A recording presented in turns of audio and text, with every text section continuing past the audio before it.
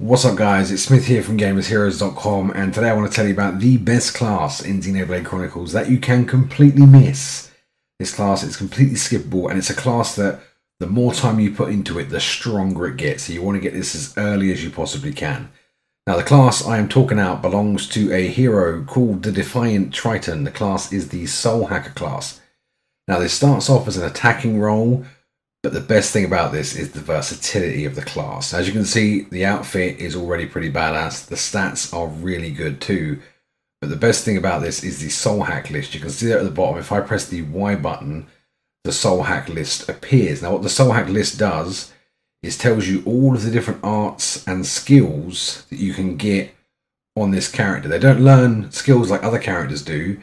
But this guy is basically a monster hunter. He's a bounty hunter. You've got to go and find all of the different named monsters. So these are the legendary ones with the big gold wings next to their name. If you're new to the game, you won't have seen many. If you're a few hours into it, you'll see tons. There's loads. And all these different skills and arts, you can kill them to learn them, and you can keep killing them to improve the skills even more. So it's a bit of a shame you get this so late, because it's such a fun class to play with, and you can get so many cool abilities for it. It's, I don't know if it's mechanically the best, but in terms of my personal taste and flavour, it is easily the best class in the game.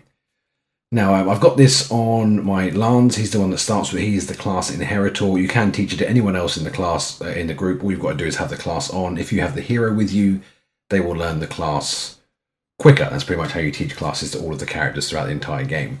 Now, he starts with his basic abilities. As I said, all you've got to do is go to the hunt list and hunt monsters down, and you can learn new abilities as you go.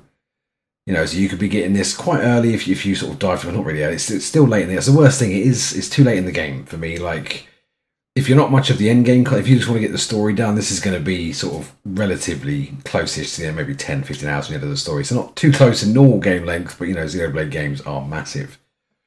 So I'm just showing you a couple of the animations here. Obviously these guys are quite considerably below my level, so they do die pretty quick. But the class looks great, it plays great, and the way it unlocks abilities and that, it stinks of Blue Mage for me, and that's always one of my favourite things in video games. So if you want to unlock this class, you need to unlock the Cadencia region. This is a region that is sort of 90% water, which is why this map is pretty poor. But once you get there, it's sort of water lanes to islands, water lanes to islands. So once you've got the region and you unlock the boat, you'll be able to travel here relatively quickly. You then want to do the quest.